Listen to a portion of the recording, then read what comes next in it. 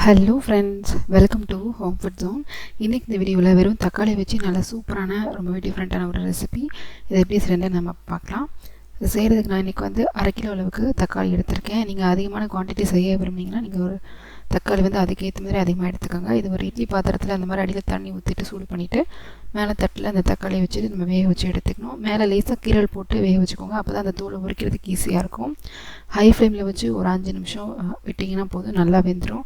நல்லா வெந்ததும் தட்டை வெளியே எடுத்துகிட்டு ஓரளவு சூடு ஆறினதும் தோலை எடுத்திங்கன்னா ஈஸியாக எடுக்கிறதுக்கு வரும். தோல் எல்லாத்தையுமே எடுத்துகிட்டு நல்லா தக்காளி ஆறினதுக்கப்புறமா அரைச்சி எடுக்கணும். ஒரு மிக்ஸி ஜார் எடுத்துக்கோங்க. இதில் வந்து பார்த்தீங்கன்னா தக்காளி 1/2 கிலோ எடுத்துருந்தீங்கன்னா 100 கிராம் அளவுக்கு கற்கண்டு எடுத்துக்கோங்க.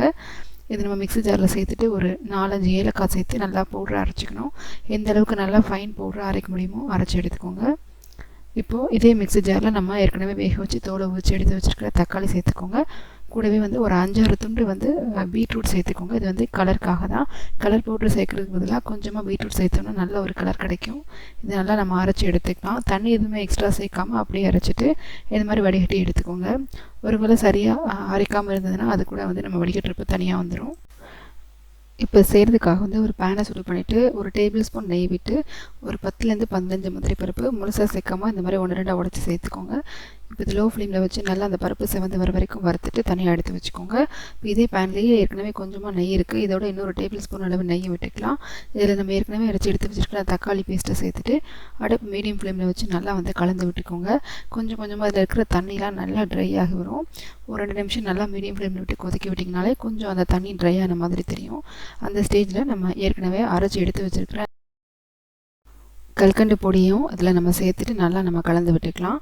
கல்கண்டு பொடி சேர்த்ததுக்கப்புறமா அடுப்பை நல்லா ஹை ஃப்ளேமுக்கு மாற்றிட்டு நல்லா கைவிடாமல் கலந்துக்கிட்டே இருங்க.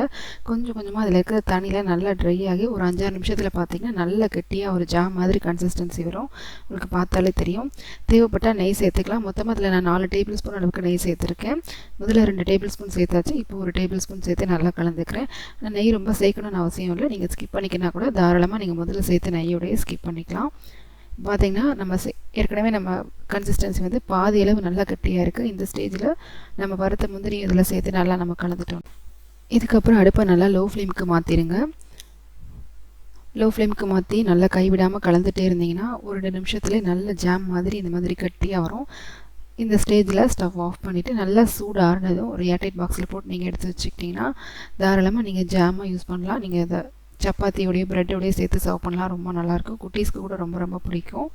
கண்டிப்பாக வந்து இதே மாதிரியே நீங்களும் செஞ்சு பாருங்கள். கடையில் நம்ம ப்ரிசர்வேட்டிவ்ஸ் எல்லாம் சர்க்கரை எல்லாம் போட்டு ஜாம் வாங்காமல் சிம்பிளாக வீட்டில் நம்ம இந்த மாதிரி செஞ்சு வச்சுக்கிட்டோன்னா எப்போ தேவைப்படுதோ அப்போ யூஸ் பண்ணிக்கலாம்.